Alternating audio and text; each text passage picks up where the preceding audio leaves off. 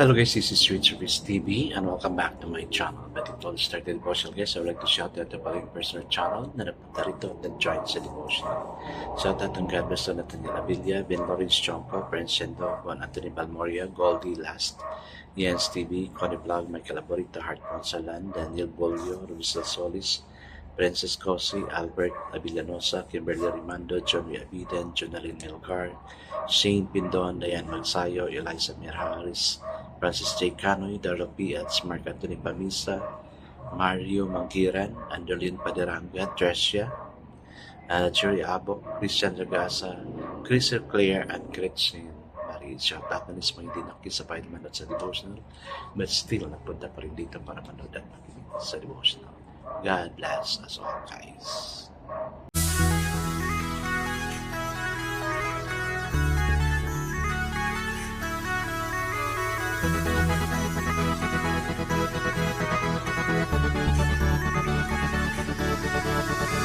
Rich TV, where you heard it, number one is on the top.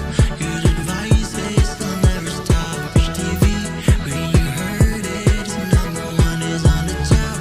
Good advice is will never stop. Hello guys, kumusta po? Kumusta po yung mga lessons na natin, napagdaanan natin, no? Yung kagabi. Maganda yung kagabi, no? Sana na-apply natin. Huwag natin sayangin yung papunta natin rito guys, no? Dapat i-monitor natin yan bago tayo matulog. And don't forget to pray also before you sleep. I guess let's not proceed to our devotional. Let's open our Bible to John chapter 15 verses 1 to 13. Still guys, I'm using the devotions of the Bible because the words used is so simplified. Maintindihan talaga natin. Okay, the word of the Lord in John chapter 15 verses 1 to 13. This is about the vine and the branches.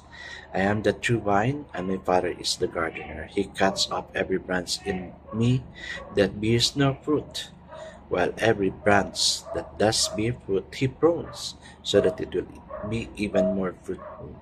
You are already clean because of the word I have spoken to you. Remain in me, and I will remain in you.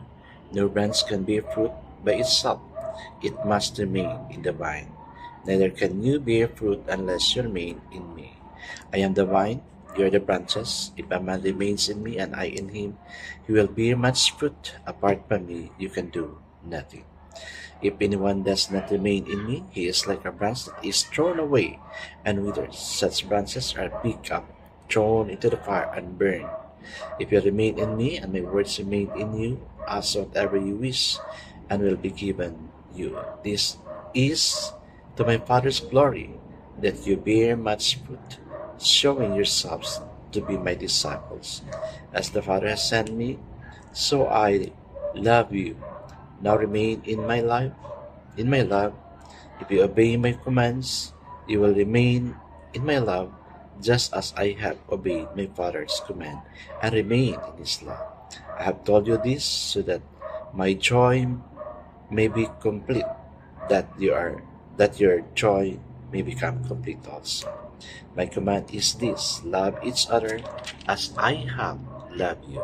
Greater love has no man than this, that he laid down his life for his friend. Amen. Amen. I guess that's not pray. Yes, O God, you are the vine, we are the branches. Masakit na pinoprone, O God, but it needs to be pruned. We needs to be pruned in order for us to bear much fruit.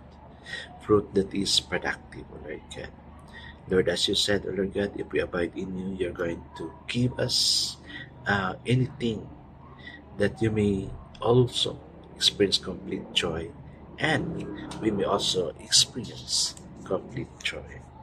Father God, as we move on, sabi mo, O God, I have told you this so that my joy may be in you and that your joy may be complete. Father God, teach us also, Lord God, to love, Lord, because greater love has no man than this, that he laid down his life for his friend. Lord, thank you for considering us to be your friend. Bless all those who are here.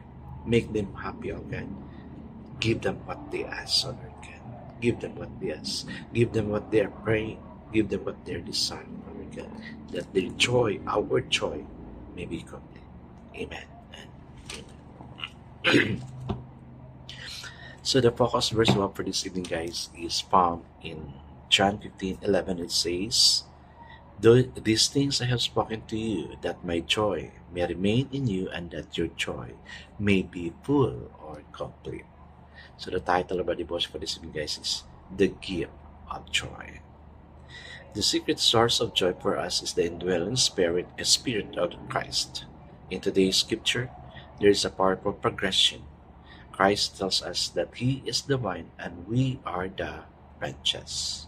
We are to abide in Him and He in us. That means we are to draw on the living power of His Spirit to produce the fruit of joy. John 15:11 tells us that the reason He reaches us to abide in Him is so that His joy may be in us, and that joy, our joy, may be full or complete. The joy we can produce and the world can take away is the joy He imputes by His Spirit. The word abide means to dwell, inhabit, live, lodge, reside, and rest.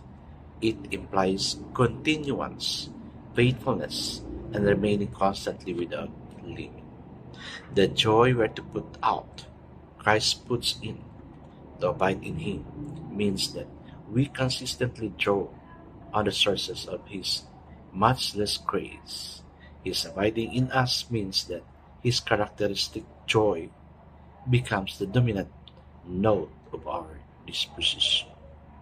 We are made like Christ, with the one word people use to describe you.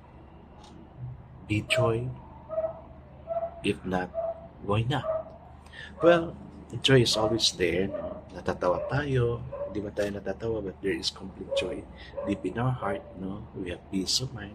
And that's something much more. No? If God would be in us, giving us the full joy. Sabi nga niya, di ba? Mas matuwa pa tayo kung ano. If He's going to give everything we ask, so that our joy may be full or our joy may be complete. Kaya guys, let's take this chance to ask God of this something na desire to make our joy complete. O di ba? The gift of joy. Joy is a gift. Joy is a gift. Kasi yung iba dyan, hindi man lang nakasmile, lagi nakasimangot. No? Dapat we need to smile. Para mas strengthen naman yung mas stretch na yung mga muscles natin dyan, yung mga smiling muscle natin, yung platesman natin. Dapat we need to be joyful. Huwag tayo malungkot. No? Dapat we need to be joyful. I guess let's not pray.